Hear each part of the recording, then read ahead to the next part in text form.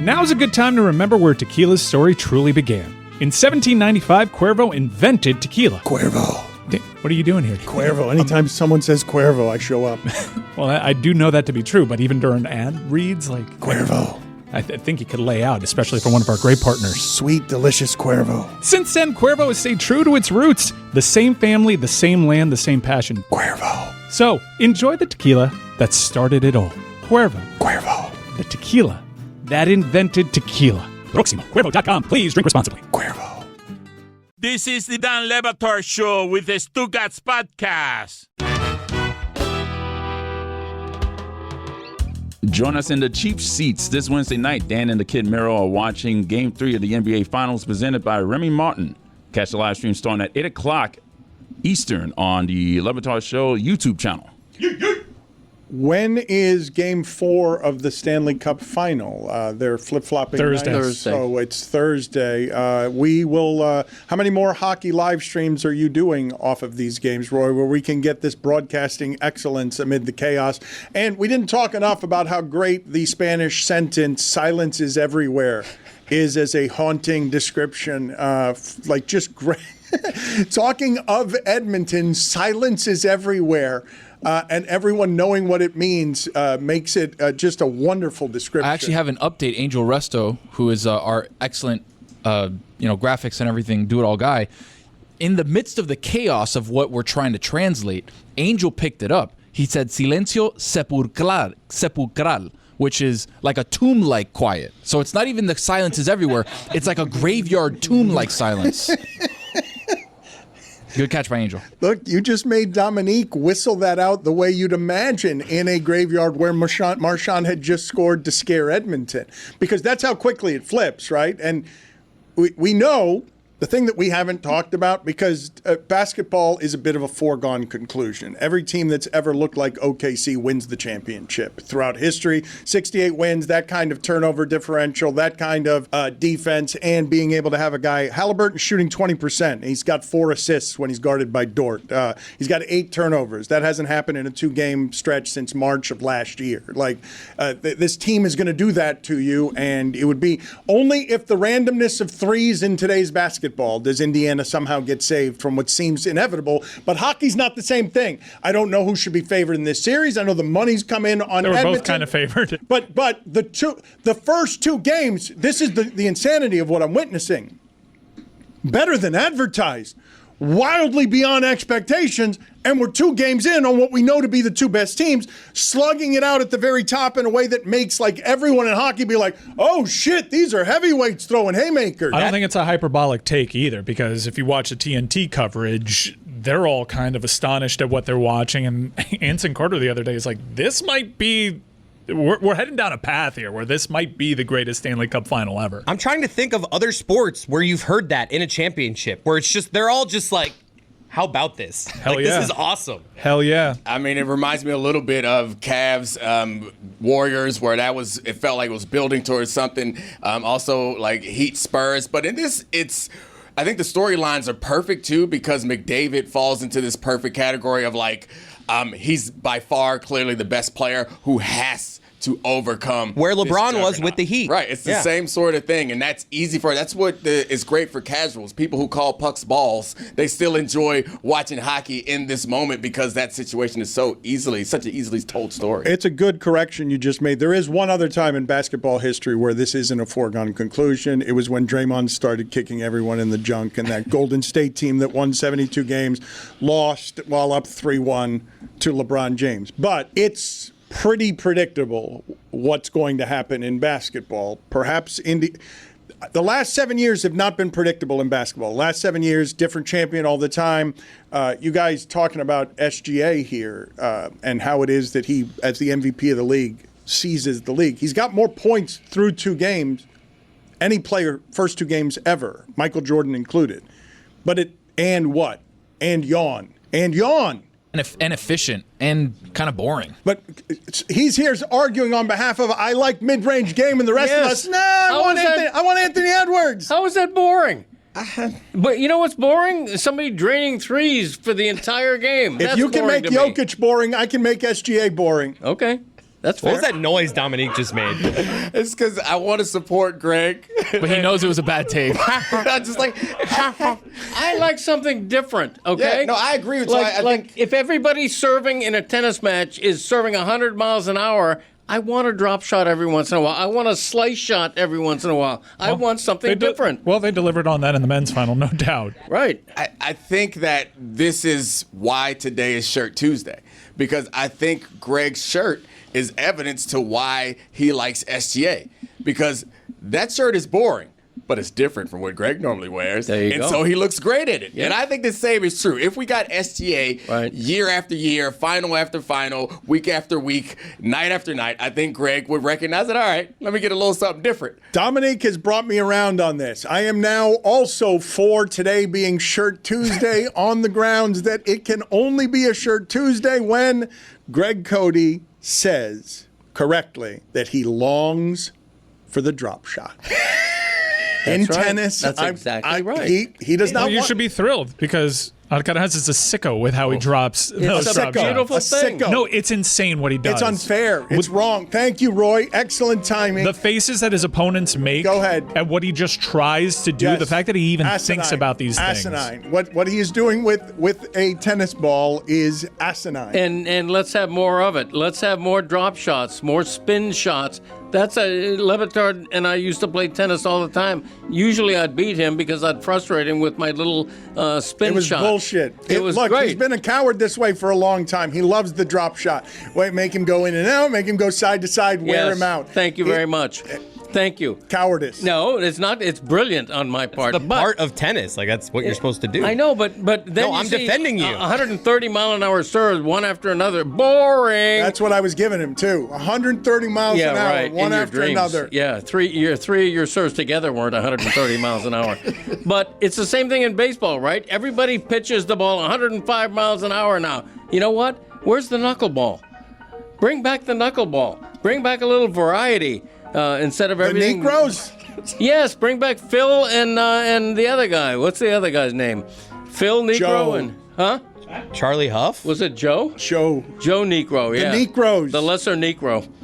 Be careful. Who's a lesser Negro? Yeah, Charlie Huff. Who's a lesser Joe. Negro? Joe is less than Phil. You know, somebody's got to be. They're not even.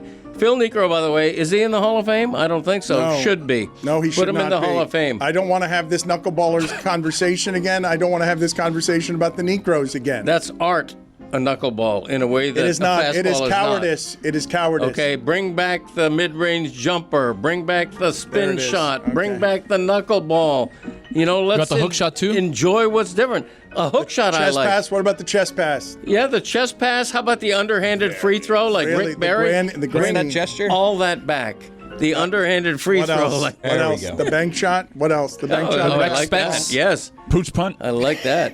What else? Yeah, Sam Jones, Boston Celtics, 1968. Give me that banker. Give me that bank. Miles Turner gave you one. Anything And, else? and another thing. Oh no. The bunt. Okay, bring back the bunt. Give me a 6-foot hit. Do you not watch college baseball? They got bunts for days in that. Well, they're still using metal bats, aren't they? yeah? What does that have to do with your that- bunt to take, though? Were you just flexing your Yeah, college yeah, baseball that's what- knowledge yes. there? That's all he was doing. games are And 9 they're- innings. and they're not metal, incidentally. They're aluminum. Okay, whatever. An aluminum bat is a metal. disqualifies the sport, in my opinion. What? And I know, you know, the Canes baseball, they just came within one win of returning to the College World Series for the first time since 2016. Heartbreaking. Good for them. Good for them. Heartbreaking. Yeah, 3-2 loss. But I will say that I don't like a metal bat. Never have. And if you bunt with a metal bat, you know, it dings. It makes that terrible sound. The metal bat. It What should is be happening around Should be here? a wood sound. What is happening? I welcome this. It's my fault. It's because he All was right, I'm longing. done. He was, No, it's he was fine. longing for the lob, the Right. drop shot. The drop shot, excuse me, Yeah. not the lob. Yeah. He liked the lob too when he'd make me run up there with his Yes. bullshit drop shots and then Damn right. I'd run you all over the court. Run you ragged. That kind of thing. Raggedy Andy. Raggedy Danny. Raggedy Danny. Raggedy Dan would have been better because it sounds like Raggedy Ann. I'm workshopping here. I like that music. Ragtime. Raggedy Dan would have been the way to go. Yeah, I know. I'm not perfect. Domonique Gosh. has some Don Nelson observations. If you have not been following the career of Don Nelson coached one of my favorite teams of all time, an 8 that took out a 1 because just Steven Jackson and Baron Davis were decided to shoot threes and buried poor Nowitzki and Steve Nash. Buried them both. Don Nelson at the time had a giant gin belly. Giant. Enormous. Looked like a wrecking ball in his stomach from all the gin he was drinking, I assume. I don't know if it was gin. He got some sort of Lifetime Achievement Award, and he was at the game last night, and they showed him, and he's 85 years old, and he looks cool as hell. I just was 85? Don Nelson is 85? Is that correct? Is that accurate, what Domonique is saying? Don Nelson, so I remember him with a giant belly, then he goes to Hawaii, smokes a ton of weed, finds spirituality and enlightenment, and gets a lot healthier. Where are the photos of Don Nelson from last night? You're saying he is now healthy? Because he went through a period he was very swollen, and then he went to raggedy. He became Raggedy Don. Because he had a lot of... Oh, wow. Look at him. Whoa. No, he looks good. I love it. Whoa. Outstanding. That's 85 years old. Look at that necklace. That's aloha living right there. I love it. Don Nelson looked like he trying to sneak into Wakanda. Put it on the poll at Lebitard Show. Does Don Nelson look like he's trying to sneak into Wakanda? You let him in? I wouldn't let him in. Okay. It sounds like you were impressed. You thought about it for a second. I mean, it's not an immediate turn away. They're going through the line, and you're like, wait a second. Let's ask him his history. What you been up to? I just need to know what you've been up to. I do believe he looks like he could be related to me. Really? Looks like John Skipper. Was a colonizer? Tiene pinta. Mentioned this on the show before, but he built a house made of hemp. What is going on with that sound Domonique made? I want to understand better. Take me back, Chris, how you saw this through your viewpoint, because you saw, we rarely get to see Domonique quite this vulnerable, okay? I want you guys, he was trying to get in there, and he was trying to talk, but he didn't want to interrupt Greg Cote, because Greg Cote might have been on a roll. That's what he was like. My dad was doing him, and Dom I wanted to support, and then ejected on it. Is that what it was? Yeah, it was. I tried to give him some support. Thank you. And then I just pulled back. I appreciated the sound, though. I couldn't figure it out. It derailed me for a split Apologies. second, but then I got back on track. How do you spell that? You trying to create new onomatopoeias? Uh-huh. Uh-huh. What is that? Greg Cote is willing to concede now that the Panthers need home ice advantage. He is now duly and officially scared of McDavid, even though he pretends not to be. He fluffs off. Oh, look at what McDavid did. That's the most beautiful thing I did. Right around Barkov, our best defender. And now you're finally willing to give it. Now that Draisaitl's doing something in this series, which he didn't in the last one. He was very clearly hurt in the last series. You 2 games in are willing to acknowledge, oh, they're better. They're better than they were last year. This is a more formidable challenge for our greatest champion down here in South Florida hockey history. One of the things that makes it an intriguing series is that both teams are better. The champions are better, and Edmonton is better. They both have depth like crazy, and it's such an offensive series. I thought Paul Maurice, who's a great quote, very intelligent, thoughtful man, he said after the game, after Game 2, that the goaltending in this series is so great, but the offense is so great that you can. We just saw it with a 5-4 game. He's praising everything. He said you could have an 8-7 game in this series, and you could still say the goaltending was good on both ends. And I know what he's talking about. The offense is beating good goaltending, and Skinner's been better than expected. But you say that they need home ice here. I felt I feel like in this series, with how good the Panthers are on the road, I don't think home ice means a lot in hockey regardless, but in this series it feels like it means absolutely nothing. Well, they've been great on the road. I got 2 questions for you, Greg. Yeah. One is going to be a little scarier. I'll leave that for a few minutes from now so you can prepare emotionally for that. The first question is a little easier. What are you going to do, and I hate to say this in front of a lot of Panthers fans, but if Connor McDavid does win the Stanley Cup, what is the column going to be, or how are you going to respond? Because I feel like you owe him and his family and all of Canada something if he does actually reach the mark that you said that is holding back from being properly rated. He can't even fathom it. He can't even think of it. He's not even considered the column he has to write if he's wrong. I here. have considered it, and I will be very thoughtful. I will give him all the credit in the world for finally catching up to his reputation. Oh, so you're going to go accumulate all the credit in the world. All the world's all credit. of Credit. You all collect of it. Yes, all of the all of credit, it. all Yes. of the credit in the Yes. world will be given to Right. him. That's right. I'm going to all the banks. I'm taking out loans. I'm getting all the credit All I the can, credit, baby. all the credit That's you're going right. to give it to him. Yes. And I what's mean, the second question? In the second question is a little more uncomfortable. Okay, first of all, let me just say there's going to be an asterisk to me giving him all the credit because if That's if, not all the credit if there's an asterisk. Okay, there is most of the credit. It's not. Wait. Listen, You said all the credit. If- you said all the credit in the world. If Edmonton wins the Stanley Cup, but we look back on the final and we say, you know what? McDavid wasn't even their best He's player gonna in get this series. Draisaitl. He's gonna do the pro Draisaitl column. Draisaitl carried him 7 goals in You this know what? series. If it's true, I'm going to say it. I do nothing but spit the truth. Can we instead of this particular silliness, can I just put in front of you, and Domonique, I'm sure you will appreciate this as someone just a connoisseur of high-end excellence. For other hockey players and teams and executives to be watching this series and being like, "Oh, this is as well as all of this can be done by anybody. This is going to be random. Somebody's going to win. Somebody's going to allow 5 goals while being the great goaltender that night because we know what we're watching. It's better than everything else that was in the playoffs." It's super rare to have that kind of appreciation from the combatants when the way Florida buzzed through everything. I'm going to keep going through these particulars. Takes out Tampa as a blueprint. New York is a blueprint. Boston is a blueprint. Makes Toronto say our DNA's wrong. Comes from their GM. Carolina is saying, Brindamore, Paul Maurice got me out of the handshake line because he didn't want me to do it. I'm going to go back to that, but I'm still a loser. A loser technically. A loser the way Canada and Carolina are losers. Karl Anthony Towns. No individual is a loser, just franchises. Florida going through that and everyone acknowledging this thing's just as good as Florida. We all know it. Somebody's got to win.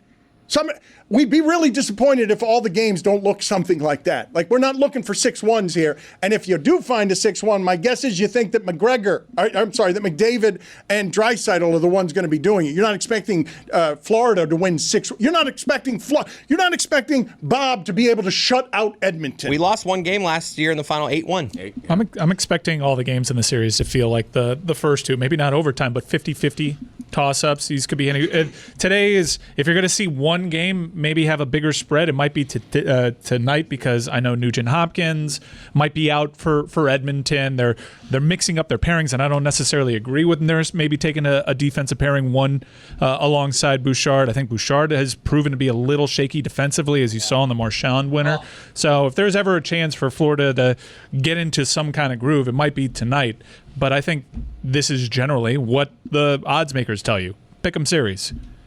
But not just pick 'em. Excellence at the height of excellence. Like, that's the part that I'm saying. I don't know how people feel right, about. but the lines makers don't say that when they put out the lines. I'm sure they would, though, if they had the opportunity. But I mean, excellence I think... on top of excellence.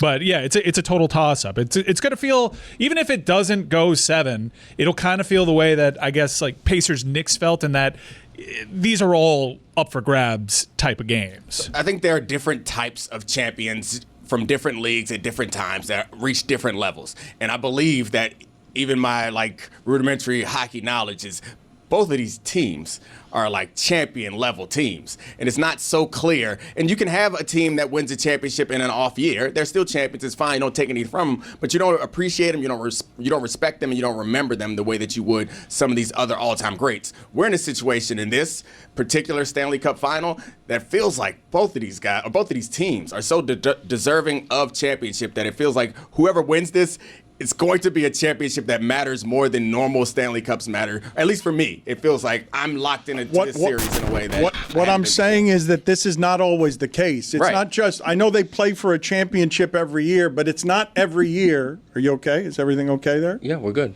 It was weird. We got some feedback on the microphone when you were adjusting your headphone jack. We'll take a look at that after the show. Keep it moving. Oh no, I had pressed the cough button.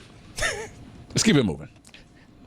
The Dan Le Batard Show with Stugotz is sponsored by Liquid IV. All right, so I'm getting ready for another beach weekend with the boys. The finals game on the TV, sun, maybe even some grilling if my brother doesn't burn the hot dogs again, which there's no guarantee he won't. And with this Miami Heat, hydration is not optional.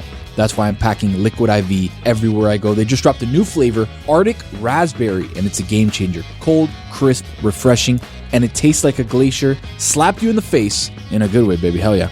I always keep a few sticks in my bag, just tear it, pour into 16 ounces of water, and boom, it hydrates better than water alone. It's got 3 times the electrolytes of the leading sports drinks, plus vitamins and none of the junk. No sugar, no gluten, no dairy, none of it. And they've got all the flavors: white peach, lemon lime, rainbow sherbet. Yes, I said rainbow sherbet. This isn't just hydration. It's a summer dessert in your water bottle, no matter what your summer brings. Tear, pour, live more. Go to liquidiv.com and get 20% off your first order with code Dan at checkout. That's 20% off your first order with code Dan at liquidiv.com. Folks, the Dan Le Batard Show with Stugotz is sponsored by BetterHelp. Look, I once tried to power through stress by yelling at my toaster. True story. And it didn't help. Toast was still burnt. Men, we're out here pretending we've got it all figured out, duct taping our emotions together like we're fixing a leaky boat with a burrito wrapper. And surprise, it's not working. 6 million men in the US suffer from depression every year, and most don't talk about it. Because, we're too busy being tough and fine and watching highlight reels of ourselves missing feelings like layups. Here's the truth, guys. Real strength isn't about pretending you're okay. It's about doing something when you're not. And that's where BetterHelp comes in. With over 35,000 therapists, they've helped over 5 million people, and yes, it's online. So you can talk it out without even putting on pants. Not that I'm recommending that. I'm just saying it's an option. BetterHelp is convenient, easy to switch therapists if you need to, and it's rated 4.9 out of 5 in the App Store, which is basically unheard of unless you're a dog video. As the largest online therapy provider in the world, BetterHelp can provide access to mental health professionals with a diverse variety of expertise. Talk it out with BetterHelp. Our listeners get 10% off their first month at BetterHelp.com/DLB. That's BetterHelp, HELP.com/DLB. Howdy, folks, it's Mike Ryan. Now, if you've been listening to the show a lot lately, you've heard so much playoff talk. Playoff hoops. Down here in South Florida, we're especially enamored with playoff hockey. It's not just limited to the playoffs. Motorsports, tennis, golf. It's truly one of the best times in the sporting calendar. And with the weather outside warming up, it's just perfect to hop in a pool, maybe grill up some food, but most certainly crack open some Miller Lights. I just described a pretty perfect day, didn't I? And it culminates with Miller time. There's something about a perfect grilling day. The sun's out, friends show up, and that first sip of Miller Lite just hits different. I've been stocking up the cooler with it for years. This year, Miller Lite turns 50. That is 5 decades of cookouts, laughs, and ice-cold moments that never miss. And if you've listened to the show for its 20-year existence, you know this to be true. Miller Lite. Great taste, 96 calories. Go to MillerLite.com/Dan to find delivery options near you. Or you can pick up some Miller Lite pretty much anywhere they sell beer. Cheers to 50 years of Miller time. Celebrate responsibly. Miller Brewing Company, Milwaukee, Wisconsin, 96 calories and 3.2 carbs per 12 ounces.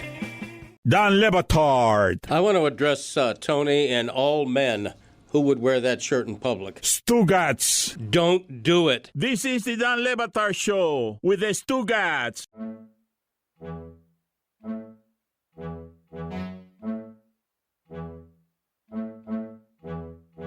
Feels a lot like Sinner Alcaraz in that way. No, that, who the hell's going to win here? No. These are both really good. If either of these two won, you'd be able to claim this is probably the most impressive.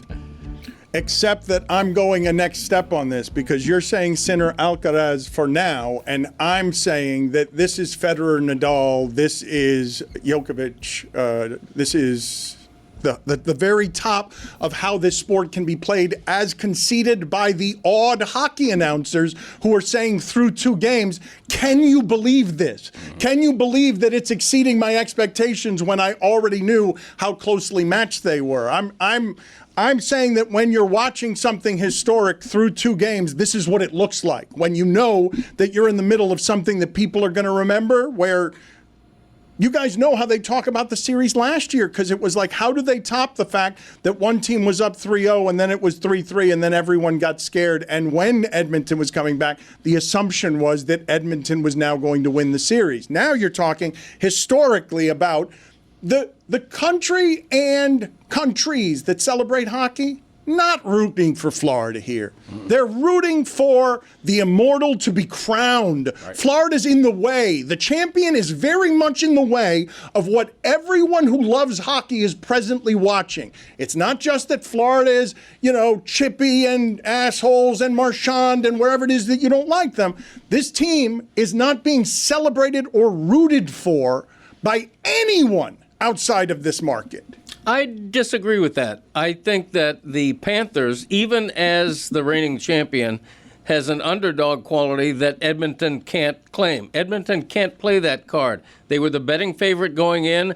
They have the one guy in the league that everybody insists is the best player ever, McJesus, the next Gretzky. They're not the underdog. Florida's the underdog, even going for a second championship. Third straight Cup final. Right. Third straight. Second straight I championship. think there's validity to what Greg is saying, despite the odds having this being pick'em. If you look at analysts, people with presence on with big platforms, it kind of felt like Florida could pull the card. Like, wait, do they really think that we can't do this? We can't win back-to-back cups? Like they were being doubted in ways that they hadn't been since probably Vegas, and that team is just better than you. Because of how banged up they were at the end, I think is the reason for that. Their regular season was nothing to write home about. Right. So I get why people were doubting them, but I just think at this point, people are not like frustrated that the Florida Panthers are in this anymore. People are like, that's a great team. Like, I don't think teams, like, people are looking like at us as an all-time great team. I think the narrative of this Florida Panther, like, Florida, no one cares. I think a couple years ago, it was like, what is this Florida market? I feel like now it's like, this team is just deserves to be. I think both could use help from the other opponent in framing what their legacy is, because while back-to-back doesn't necessarily get you in dynastic conversation, the fact that they had went to a Stanley Cup final previously as an 8 seed, and they do it against this guy in the Cup final, that frames the discussion, and it also frames the discussion for Connor McDavid in that you could look at this Florida team and say that's one of the best teams ever, and you shook off 3-0, you battled back, you fell just short. Can you use that as fuel to take you over the top? I think both of these teams are helped by the other in terms of narrative. Couple of questions for Domonique. One, do you feel like Mike is going for the Don Nelson look with the chain outside of the shirt? And two, Chris Cote, when are you going to stop using the phrase something to write home about, given that it's been a long time, maybe the 1800s, since people wrote home in order to give good information? We're beyond the writing of home, what do you write home? Like, why are you writing a home? Like, you're writing your dad a note? You're writing your dad a note and mailing it to him? Or why are you writing? I wouldn't even know how to mail something. What? He has not written a letter in his entire life. I would have to go to my dad to give me a stamp. Do they still do these things? You don't know how to use a stamp? I know that my parents have stamps that if I ever need anything, I can go over there in their junk drawer, slap that thing on there. I don't care how much it weighs. I'm putting that sticker on it.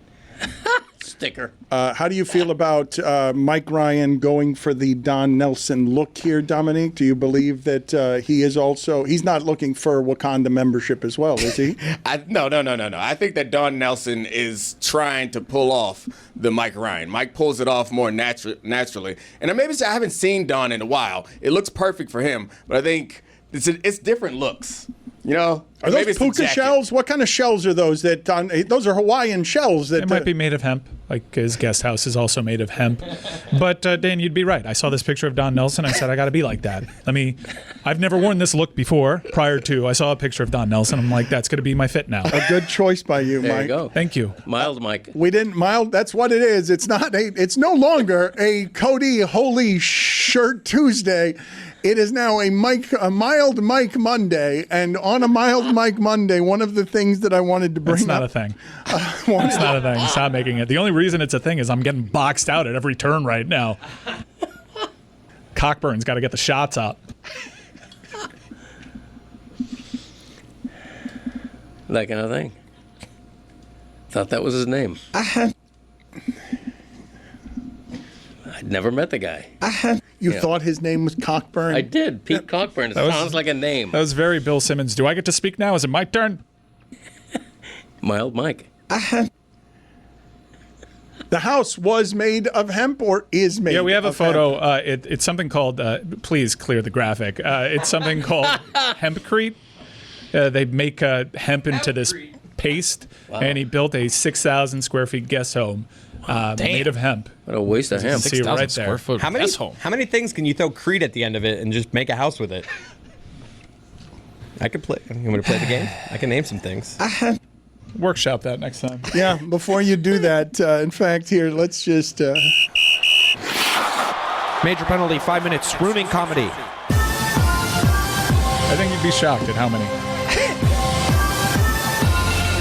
Greg Cote, I want to get your thoughts on the Pittsburgh Steelers signing Aaron Rodgers, 1 year, $13 million, an interesting marriage. Adam Schefter is reporting that this was Pittsburgh's third choice, that they were trying to get Matthew Stafford, that they thought that it might be an experience in a future that involved the quarterbacking of Justin Fields, and now you are seeing Aaron Rodgers. They're sort of the quarterback discount bin is empty.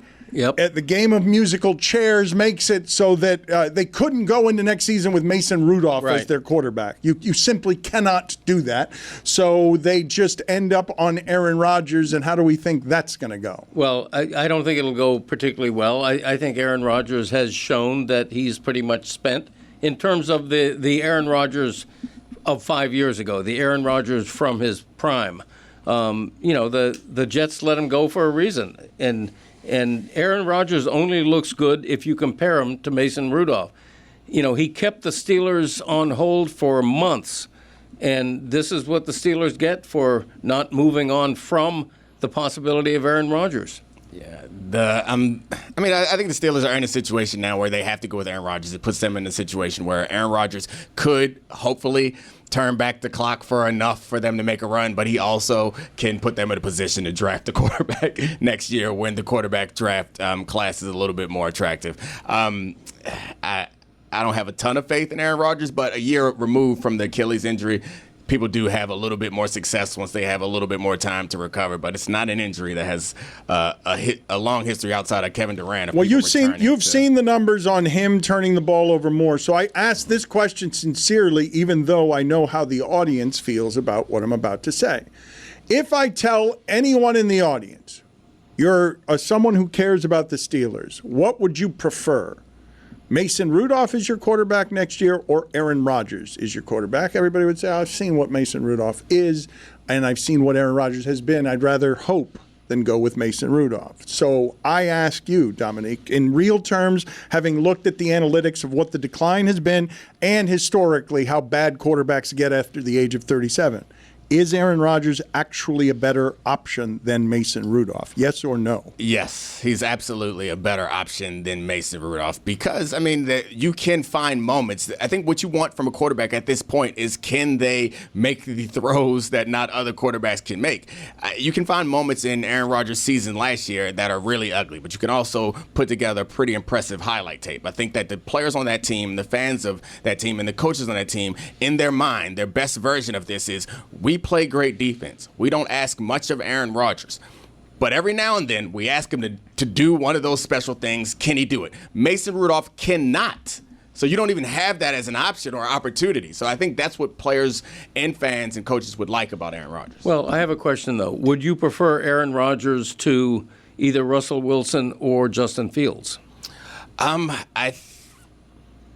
I think so, given how last year ended, because it's the unknown of it. I'm not saying that it's smart or rational or right. I'm saying if I were on that team, I would say, yeah, go ahead and let those guys run, and we'll see what Aaron Rodgers can give us. I think the other more complicated and difficult thing to talk about when it comes to Aaron Rodgers is what his presence means beyond his ability on the field. And we want to focus so much on the things that we fully understand, like we can see how well or poorly he throws.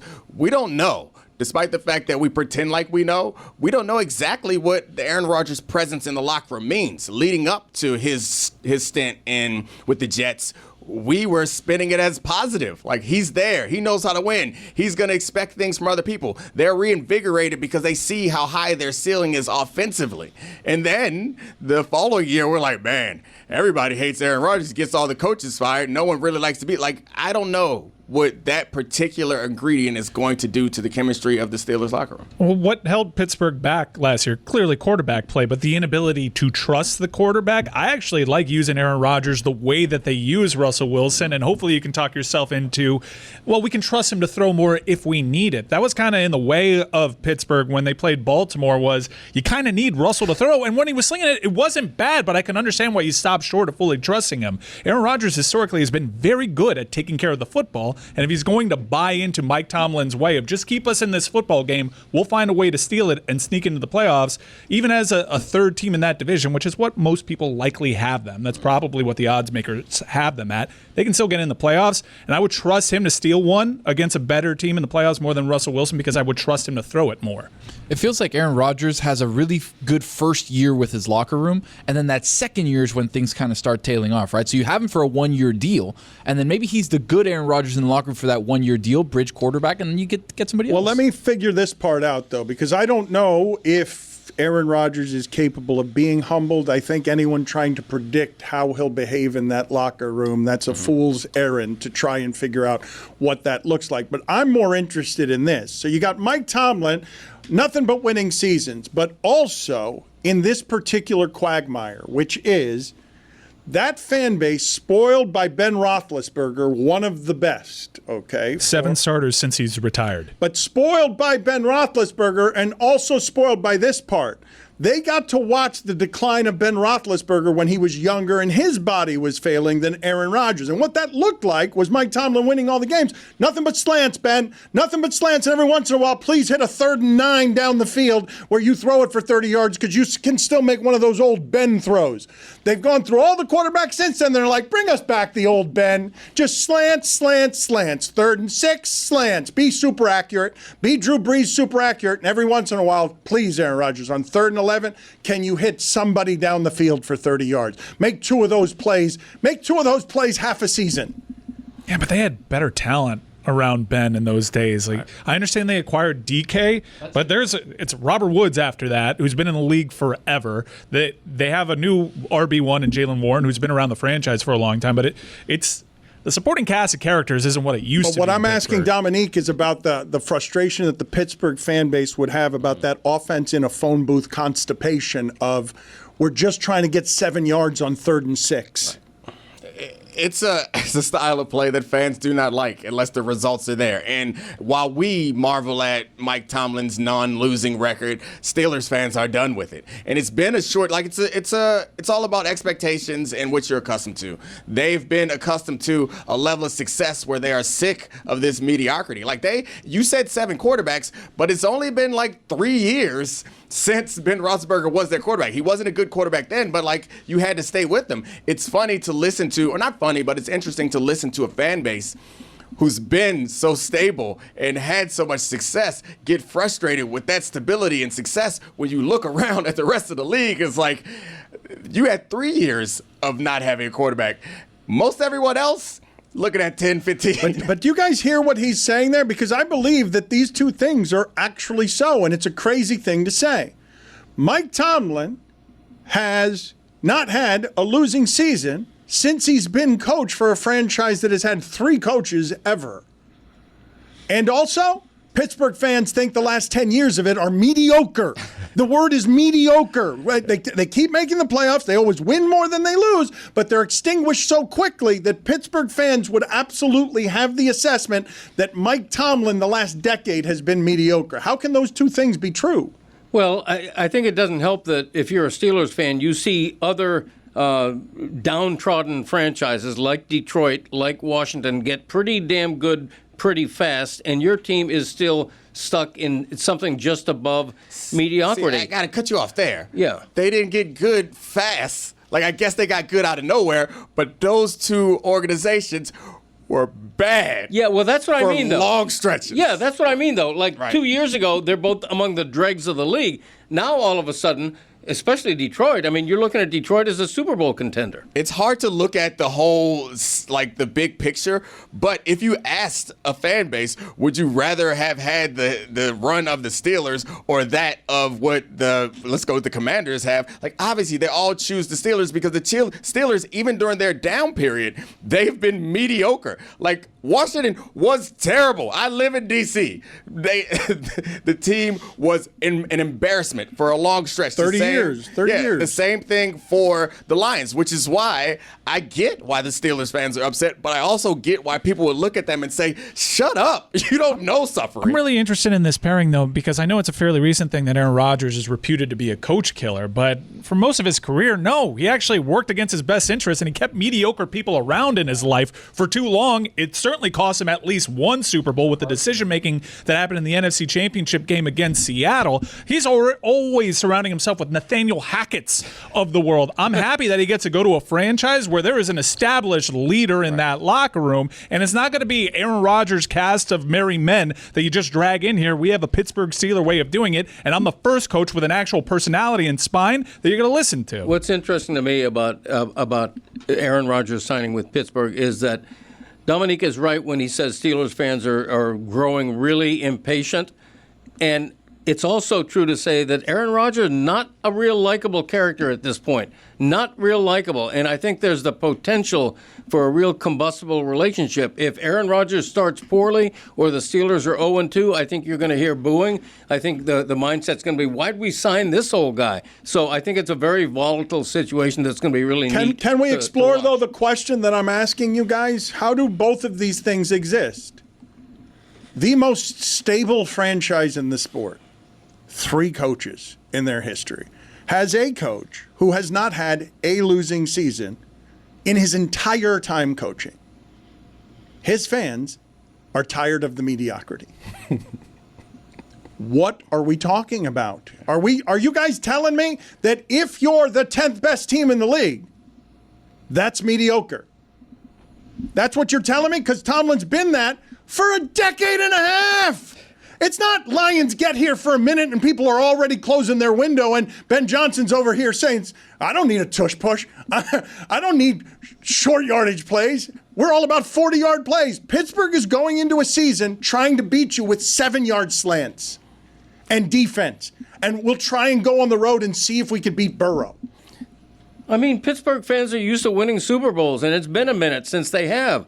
You know, Dolphin fans down here still look to 1972 and 1973, ancient history.